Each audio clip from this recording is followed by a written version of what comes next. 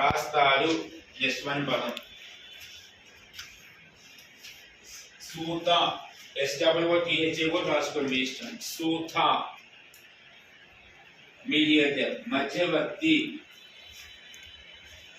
Mediator మధ్యవర్తి. ఎన్ని చిన్న గవర్నర్ 12 రాసుకోండి. దండనాయక,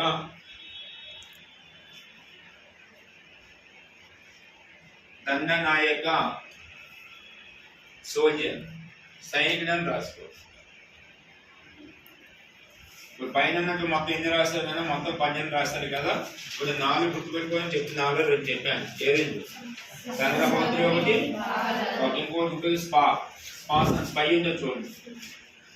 4 గుర్తుపెట్టుకోండి. స్పాస్ అంటే ఏం చెప్పాను, ఒక పాండిస్టేర్ 3. ఇంకా ఫస్ట్ లైన్ లో తీసుకొని ఫస్ట్ స్టార్టింగ్ లో రాసిన పదం ఏం రాశారు, ఎవరిదైనా ప్రీస్ట్. ఆ 4 గుర్తుపెట్టుకోండి. ఫస్ట్ మ్యాథ్ దా పాలిష్ చేసి 4 కంపల్సరీ తీసుకోండి. మొత్తం ఎంతమంది మంత్రులు ఉంటారంటే 12 మెంబర్స్. ఎంతమంది, నెక్స్ట్ వన్ హెడ్డింగ్ మార్చుకోండి, సబ్ హెడ్డింగ్ మార్చుకోండి. ట్యాక్సెస్ అని రాసుకోండి. పన్నులు, ట్యాక్సెస్ అని రాసుకున్నాను, అర్థం చేసుకొని రాయండి. పన్నులు అని రాసి వదిలేసే. ఓకే, ఫస్ట్ క్లారిటీ ఇస్తున్నా. ఇందులో 2 రకాల పన్నులు కనిపిస్తాయి.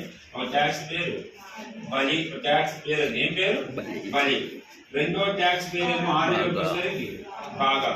సార్ రెండింటికి డిఫరెన్స్ ఏంటని అడిగితే ఒకటే సింపుల్ ఆన్సర్, ఇది గిఫ్ట్ ట్యాక్స్. ఏ ట్యాక్స్ అన్నా ఓకే. ఈ బాగా అనేది పండించినటువంటి పన్ను మీద వేయాలి. రెండు డిఫరెంట్. అది రాజు అడగకుండానే ప్రజలే చెల్లించే పన్నుని బలి అంటారు. ఎవరు చెల్లిస్తున్నారు, ప్రీపోల్. ఎవరికి చెల్లిస్తారు అని అయితే జనక అధిపతి ఎవరు, రాజ్యాన్ని. ఎవరు అధిపతి అన్నా రాజ్యాన్ని. రెండోది ఏంటన్నా